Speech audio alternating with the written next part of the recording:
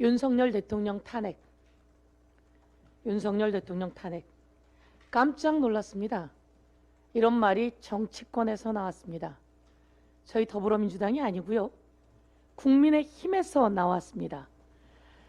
윤심을 제쳐하고 윤핵관이 대놓고 만들고자 하는 김기현 당대표 후보 입에서 나왔습니다. 내용은 이렇죠. 안철수 후보가 대표가 되면 윤석열 대통령은 탄핵될 수도 있다. 이렇게 이야기했습니다. 귀를 의심했습니다. 그 당의 당대표 후보도 윤심을 얻었다는 사람들도 윤석열 대통령의 탄핵을 걱정하고 있구나. 이게 그 사람의 진심이었구나. 이렇게 생각이 들었습니다. 아니, 실수인가요?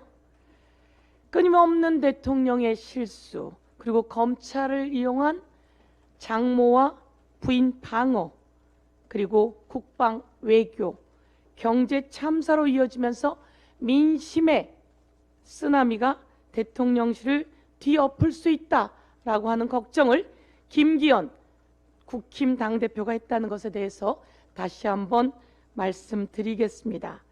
김기현 원내대표께도 말합니다. 그런 말씀하신 이유를 참 잘 이해하겠다 이렇게 말씀드리면서 윤석열 대통령에게 줄서기에 혈안이 되지 말고 국민의 민생을 살피지 않으면 국민 민심의 쓰나미가, 민심의 파도가 윤석열 정권을 집어삼키게 될 것이다. 이렇게 경고하겠습니다. 곽상도 의원 50억 뇌물죄 무죄 판결에 국민 민심이 들끓고 있습니다. 곽상도 50억 무죄? 이게 나라냐? 이렇게 이야기를 합니다. 검찰의 수사는 그 신뢰가 바닥으로 떨어지다 못해 땅으로 꺼져 버렸습니다. 그리고 이와 관련해서 우리는 특검이 꼭 필요하다 이렇게 이야기합니다. 이 대장동 관련해서 이재명 대표를 잡겠다고 검찰이 파고 또 팠는데 이재명 대표가 돈 한 푼 받은 증거가 나오지 않고 있습니다. 아무런 증거가 없습니다. 그런데 여기에 대해서 소환을 몇 번 하고 그래도 나오는 것은 윤석열, 그리고 권순일, 박영수, 김수남, 최재경 이런 사람들만 나옵니다.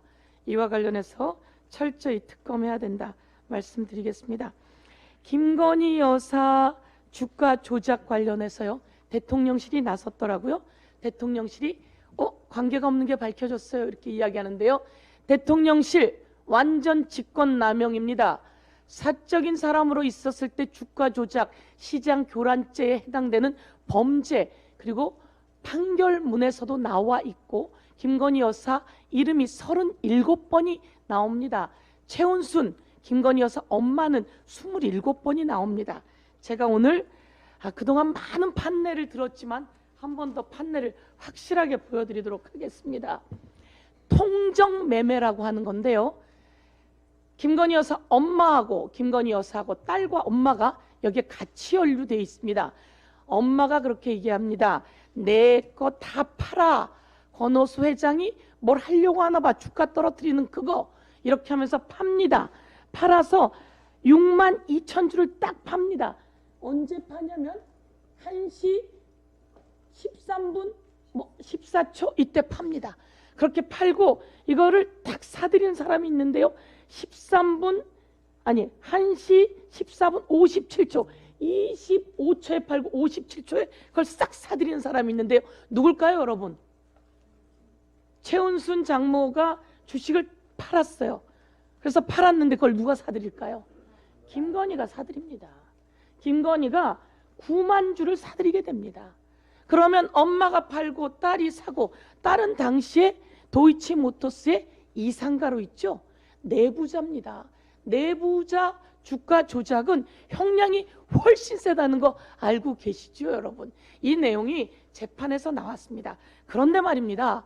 이 내용은 김건희 여사를 한 번도 압수수색하지 않고 계좌 한 번 추적하지 않고 소환하지 않고 나온 내용입니다. 그러면 이제는 압수수색하고 계좌 추적하고 소환해서 더 많은 걸 찾아내야 되지 않겠습니까? 그래서 이 통정매매에 대한 제가 증거를 이렇게 말씀드리겠습니다. 마지막 한 말씀만 더 드리겠습니다. 제가 쭉 알아보니까요, 검찰에서 대장동 아무래도 이재명 대표가 연결이 되질 않아, 이런 게 그 안에서 나오고 있는 이야기라고 합니다. 이렇게 나오고 있는 이야기 속에서 성남FC 관련해서도 계속 의문을 갖고 있다고 합니다. 그래서 제가 오늘 더 이상 의문 가질 필요도 없다, 이거 관계 없다라고 하는 걸 보여드리도록 하겠습니다. 두산은 말이죠, 2년 동안 대구FC에 50억을 광고비로 냅니다. 그런데 이 두산이 성남FC에요, 3년 동안 58억을 광고비 냅니다. 3년 동안 58억, 2년 동안 50억, 어느 게 더 싸게 먹힌 겁니까? 3년 동안 58억이 싸지요.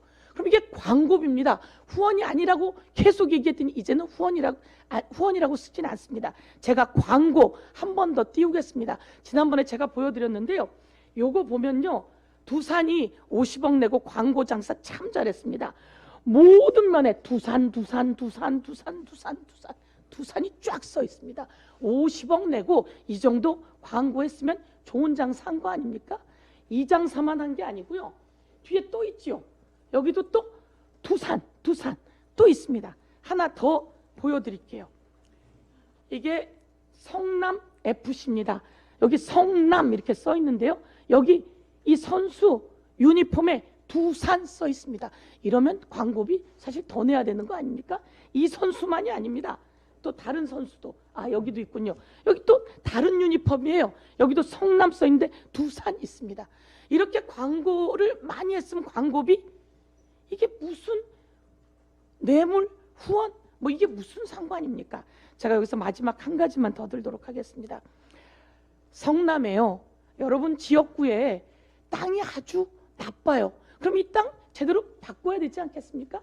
이게 당시에 성남에 있던 두산 땅이었습니다. 이렇게 험한 땅, 이 땅 바꾸려고 두산도 노력하겠지만 성남에서는 당연히 이런 거 바꿔야 되는 거 아니겠습니까?